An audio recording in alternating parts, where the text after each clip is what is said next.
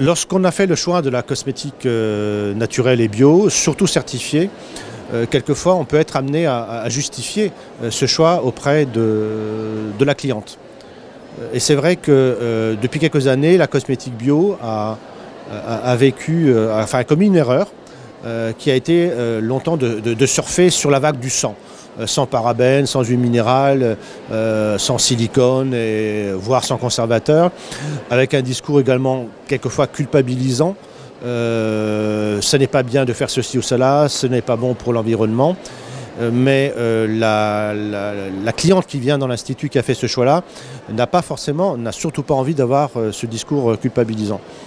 La première chose, c'est que lors d'interviews que j'ai pu réaliser dans le cadre d'articles que j'ai écrits pour les Nouvelles Esthétiques, j'ai constaté que lorsqu'un institut a fait le choix d'une marque de cosmétique naturelle, bio, certifiée ou pas, la majorité des clientes ne sont pas elles-mêmes vaccinées bio, comme on peut dire gentiment. Donc elles viennent avant tout pour la qualité du soin. Donc la première chose qui est à mettre en avant, et puisque vous avez fait ce choix d'une marque bio, c'est qu'elle est qualitative, je suppose, c'est avant tout d'argumenter, de montrer, de démontrer cette qualité en matière de texture, en matière de parfum, en matière d'efficacité bien sûr, et d'expliquer que justement cette qualité-là a été obtenue par les choix qu'a fait la marque. Donc la vision de la marque. Et là, on peut en parler gentiment, mais encore une fois, faut oublier le sans, c'est plutôt le avec. Donc ça va être avec des extraits de plantes bio, donc ce qu'on appelle le totem de la plante, plus actif plutôt qu'un extrait qui est souvent moins actif, avec des plantes innovantes, comme c'est souvent le cas avec ces marques bio. Ce genre de choses qu'il faut mettre en avant. Éventuellement, parce que c'est quelque chose qui marque aujourd'hui, c'est les projets d'économie durable, de partage que l'on peut constater avec ces marques-là.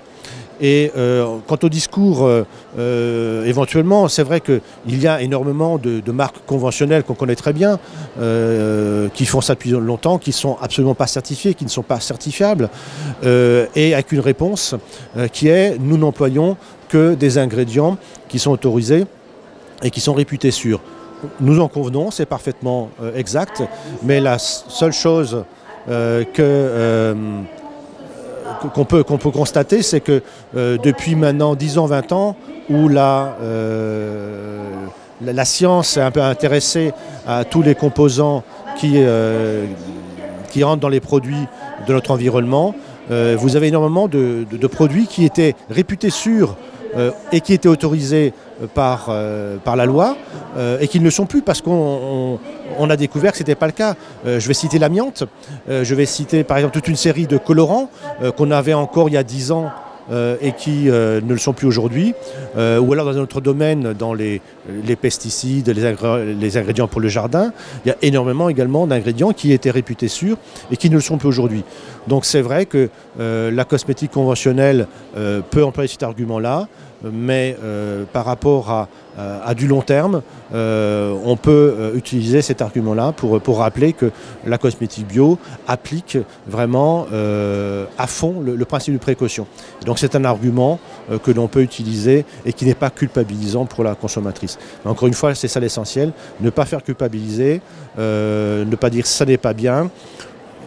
Si une cliente dit j'utilise ceci ou cela, ben, c'est bien, continuer puisque c'est bien pour votre peau, mais néanmoins, tout doucement l'amener avec les produits de qualité d'origine naturelle, voire certifiés que vous avez, lui montrer qu'aujourd'hui la cosmétique naturelle répond tout à fait aux mêmes exigences de confort, de plaisir et de résultats. Et surtout, oubliez le sans, jouez plutôt sur le avec, et là ce sera le point essentiel, et là demandez de l'aide aux marques concernées bien sûr.